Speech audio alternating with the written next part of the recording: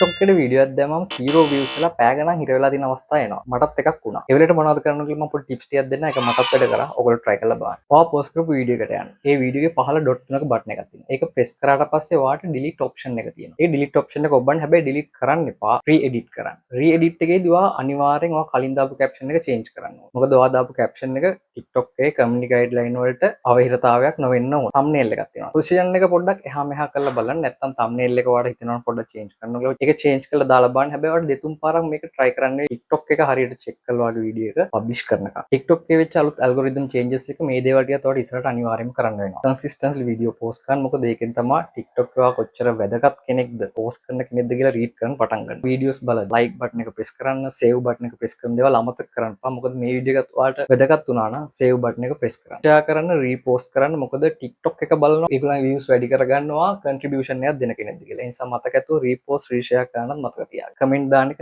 හරිම වැදගත්. මොකද ඒකෙන් තමයි TikTok එක අඳුරගන්නේ ඔයා ඇත්ත user කෙනෙක්ද කියලා. මේ වීඩියෝ එක මට වැදගත් වුණා ස්තුතියි කියලා වගේ වචන පහක් වක්වත් comment එකක් තියෙන්න ඕනි. emoji වගේ කම්මැලි comments දාන්න යන්න එපා. ඔයා බලන videos වල creator ගේ account එක follow කරන්න ඕනි. ඔයාලට දැන් උනත් එක් කරන්න පුළුවන්. ඔයාලට ඉස්සරහට data කපන් කරන වීඩියෝ බලන්න ඕන follow කරලා තියාගන්න.